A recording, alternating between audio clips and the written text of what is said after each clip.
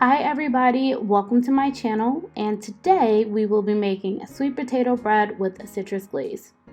Now first, we're going to zest our citrus fruits and get that all incorporated into our sugar and let that sit and let those oils seep into the sugar. Now you can use all white sugar if you like, but here I have a combination of white sugar and brown sugar. So I whisk that together and then I just set it aside. I'm mashing my sweet potatoes with an avocado masher. I find that very easy, and we're going to get those ready to blend with all of our wet ingredients. Here are our dry ingredients. We're going to sift that flour and then make sure that we thoroughly whisk all of those ingredients together right before adding our cinnamon and pumpkin spice.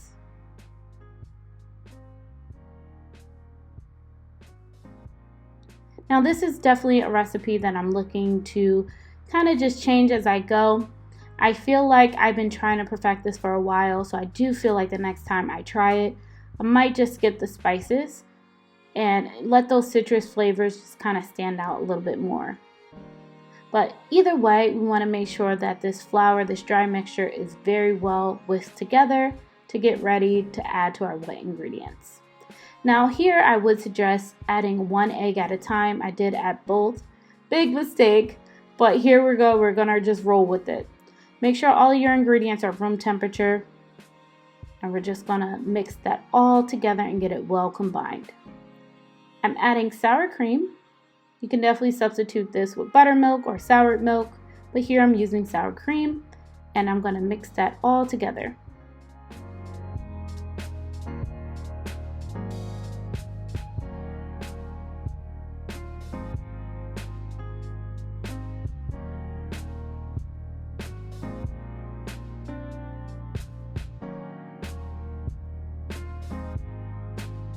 Next, we're going to add our citrus juices, vanilla extract, and get those all mixed together right before adding our brown butter. Now, for the brown butter, you can definitely substitute with regular melted butter. You can use olive oil, grapeseed oil, any type of neutral oil, or you can kind of use a combination of both. Even so, you can even use a butter flavored shortening if you like. I feel like this cake is really fun to play around with as far as flavors, combinations. Like I said, I've been working on this cake for a long time, so if you have any suggestions or you have a sweet potato bread that you love, definitely let me know.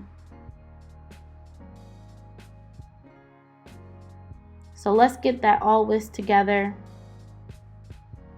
and then we can get ready to add our sugar and get this batter ready for the oven. So you do want to make sure that your oven is preheating at this point, just to make sure that you are ready to throw that cake in the oven.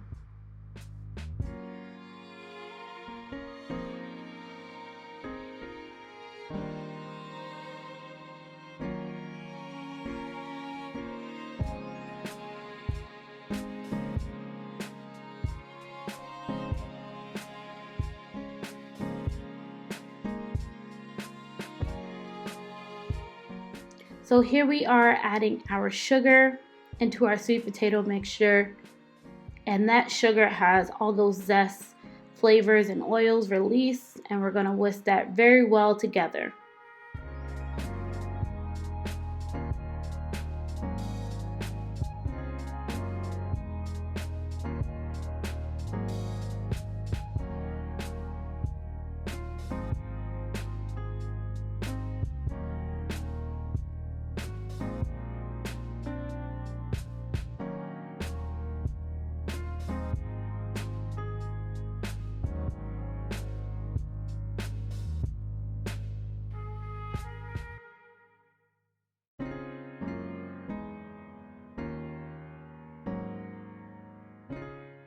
So we do want to make sure that when we do mix the dry into the wet, that we mix it in parts.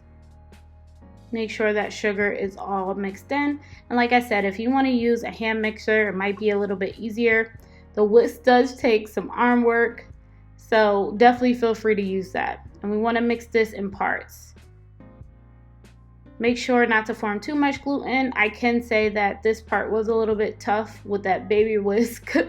Sorry, with that baby spatula, but make sure that if you are doing this, don't over mix the batter. And we are ready to go and get that into our loaf pan and then into the oven. Now here I did butter it up. Typically I use parchment paper. I would suggest using parchment paper. It makes the cake rise so beautifully, but here it still did rise, so we are ready to make our topping. And here I have confectioner sugar, citrus zest, and that's lemon zest and orange zest, but feel free to kind of make it your own. That's fresh squeezed lemon juice and orange juice combined, and we're going to add a pinch of salt. So you kind of just want to eyeball it, see the thickness that you like, and then kind of move forward. Add more sugar if you need to, but definitely get that well combined and ready to add on top of your loaf cake. Pinch of salt, and we are golden. Now, like I said, this is one of those cakes where it's very easy to make, especially if you have leftover sweet potatoes or just sweet potatoes that you don't know that you want to use. Boil those bad boys, get them nice and softened and ready to make a cake, cupcakes, whatever you like, and you are good to go. So we're gonna get that to the consistency and thickness that we like and set that aside. You wanna make sure that your cake is cooled completely before adding, because this will just kind of melt right on either way, but with a hot cake, it just will disappear. So this cake is completely cooled, and here we go. We're gonna pour that glaze all over, then we're gonna make sure it's completely covered.